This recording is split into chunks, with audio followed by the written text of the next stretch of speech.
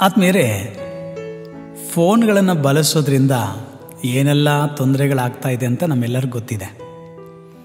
ಈ ಫೋನ್ಗಳ ವಿಚಾರಗಳ ಬಗ್ಗೆ ಹೇಳ್ತಾ ಇರುವಾಗ ಒಬ್ಬ ಗುರುಗಳು ನಡೆದಂತಹ ಒಂದು ಕಿರುಕಥೆಯನ್ನು ನಮಗೆ ಹೇಳ್ತಾ ಇದ್ರು. ಅದೇನಂತ ಹೇಳಿದ್ರೆ, ಈಗ ತಾನೇ ಮದುವೆಯಾದ ದಂಪತಿಗಳು ಒಂದು ನಿರ್ಧಾರ ಮಾಡಿದ್ರಂತೆ.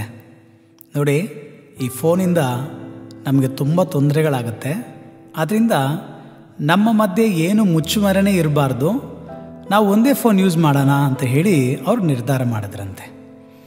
ಆಗ ಈ ದಿನಗಳು ಹೋಗ್ತಾ ಇತ್ತು. ಒಂದು ರಾತ್ರಿ 12 ಗಂಟೆಗೆ ಪತಿ ಏನೋ ವಿಚಾರಕ್ಕೆ ಹೀಗೆ ಎದ್ದಾಗ ಒಂದು ಮೆಸೇಜ್ ಬಂದಂಗೆ ಅವ್ರಿಗೆ ಅನುಭವ ಆಯಿತು. ನೋಡಿದ್ರೆ ಆ ಫೋನ್ ತೆಗೆದ್ರೆ ಅದರಲ್ಲಿ ಬ್ಯೂಟಿಫುಲ್ ಅಂತ ಇತ್ತಂತೆ. ಅದನ್ನು ನೋಡಿಬಿಟ್ಟು ಒಂಥರ ಅವರಿಗೆ ಕೋಪ ಬಂದು ಪಕ್ಕದಲ್ಲಿ ಆಗತ್ತಾನೆ ಅವರ ಹೆಂಡತಿ ಪತ್ನಿ ಏನ್ರಿ ನಿದ್ದೆ ಮಾಡಲಿಲ್ವಾ ಅಂತ ಎದ್ದಾಗ ಅವಳ ಕಪಾಲಕ್ಕೆ ಹೊಡೆದ್ಬಿಟ್ರಂತೆ. ಹೆಂಡತಿಗೆ ಏನೂ ಅರ್ಥ ಆಗಲಿಲ್ಲ. ಏನ್ರಿ ಏನಾಯಿತು, ಯಾಕೆ ಕಪಾಲಕ್ಕೆ ಹೊಡೆದ್ರಿ? ಆಗ ಅವನು ಹೇಳಿದಂತೆ, ನೋಡು ಮೆಸೇಜ್ ಏನು ಬಂದಿದೆ ನೋಡು, ಬ್ಯೂಟಿಫುಲ್ ಅಂತ ಬಂದಿದೆ ನೋಡು, ಯಾರಿವನು ಅಂತ ಕೇಳಿದ್ರಂತೆ. ಆಗ ಪತ್ನಿ ತಕ್ಷಣವೇ ಆ ಫೋನ್ ತೆಗೆದು ಯಾರದಂತ ನೋಡೋಣ ಅಂತ ಹೇಳಿ ನೋಡಿದಾಗ ಅದನ್ನು ನೋಡಿಬಿಟ್ಟು ತನ್ನ ಪತಿಗೆ ಅವಳೊಂದು ಕಪಾಳಕ್ಕೆ ಹೊಡೆದ್ಲಂತೆ. ಯಾಕೆ ನನಗೆ ಹೊಡಿತಾ ಇದೆಯಾ ಅಂತ ಹೇಳಿ ಪತಿ ಕೇಳಿದಾಗ ಫೋನ್ ತೋರಿಸ್ಬಿಟ್ಟು ಹೇಳಿದ್ಲಂತೆ, ರೀ ಅದು ಬ್ಯೂಟಿಫುಲ್ ಅಲ್ಲ ಕಣ್ರಿ, ಬ್ಯಾಟ್ರಿ ಫುಲ್ ಅಂತ ಹೇಳಿದ್ರಂತೆ. ಆದ್ಮೇಲೆ ನೋಡಿ, ಫೋನ್ಗಳಿಂದ ಏನೆಲ್ಲ ಅನಾಹುತ ಆಗತ್ತಲ್ವ.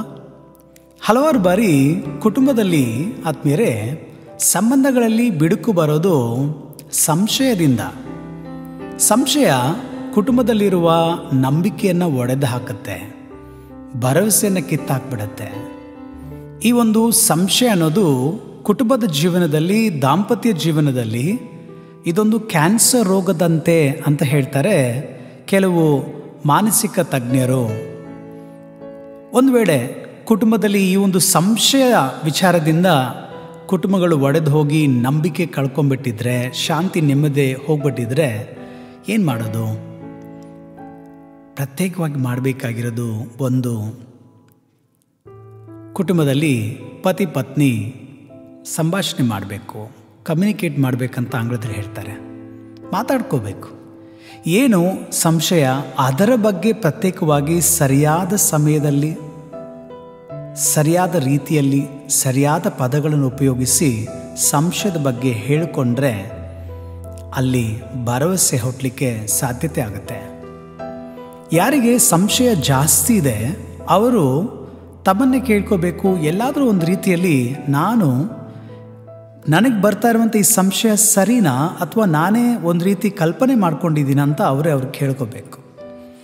ಹಲವಾರು ಬಾರಿ ಮಾನಸಿಕ ತಜ್ಞರು ಏನು ಹೇಳ್ತಾರೆ ಅಂದರೆ, ಯಾರಿಗೆ ತುಂಬ ಸಂಶಯ ಬರುತ್ತೋ ಅವರಿಗೆ ಆತ್ಮವಿಶ್ವಾಸ ಸ್ವಲ್ಪ ಕಡಿಮೆ ಇರುತ್ತೆ ಅಂತ. ಅದಕ್ಕೆ ಅವರು ತಮ್ಮ ಆತ್ಮವಿಶ್ವಾಸವನ್ನು ಬೆಳೆಸ್ಕೋಬೇಕು. ಹಾಗೆಯೇ ಯಾರ ಮುಖಾಂತರ ಈ ಒಂದು ಸಂಶಯಕ್ಕೆ ಕಾರಣವಾಗಿದೆಯೋ ಅವರ ಹತ್ರ ಹೆಲ್ತಿ ಬೌಂಡ್ರಿ ಅಂತ ಹೇಳ್ತಾರೆ. ಸ್ವಲ್ಪ ಡಿಸ್ಟೆನ್ಸ್ ಮೇಂಟೈನ್ ಮಾಡೋದು ಕುಟುಂಬಕ್ಕೂ ಒಳ್ಳೆಯದು, ಅವರ ಸಂಬಂಧಗಳಿಗೂ ಒಳ್ಳೆಯದಾಗತ್ತೆ. ಇವೆಲ್ಲಕ್ಕಿಂತ ಕುಟುಂಬದಲ್ಲಿ ಇವರಿಬ್ಬರಿಗೂ ಬೇಕಾಗಿರೋದು ನಂಬಿಕೆ. ಯಾವತ್ತೂ ನಂಬಿಕೆ ದಾಂಪತ್ಯ ಜೀವನದಲ್ಲಿ, ಸಂಬಂಧದ ಜೀವನದಲ್ಲಿ ಹೋಗ್ಬಿಡತ್ತೋ ಅಲ್ಲಿ ಪ್ರೀತಿ ಖಂಡಿತ ಅವರು ಕಳ್ಕೊಂಡ್ಬಿಡ್ತಾರೆ. ಎಸ್ ಫ್ರೆಂಡ್ಸ್, ನಂಬಿಕೆನ ಬೆಳೆಸೋಣ. ಇವತ್ತು ನಾವು ಕೇಳಿರುವ ಕಥೆಯ ಮುಖಾಂತರ ಕುಟುಂಬದ ಜೀವನವನ್ನು ಜೀವಿಸ್ತಾ ಇರೋರು ಭರವಸೆಯನ್ನು ಕೈಯಲ್ಲಿ ಹಿಡಿದು, ಭರವಸೆಯನ್ನು ಎತ್ತಿ ಹಿಡಿದು ಕುಟುಂಬದಲ್ಲಿ ಸಂಶಯವನ್ನು ಬಿಟ್ಟು ನಂಬಿಕೆಯನ್ನು ಬೆಳೆಸ್ಕೊಳ್ಳೋಣ. ಇವತ್ತು ನಿಮಗೂ ನಿಮ್ಮ ಕುಟುಂಬದಲ್ಲಿರುವವರಿಗೂ ಈ ದಿನ ಶುಭ ದಿನವಾಗಲಿ. Let's spread hope.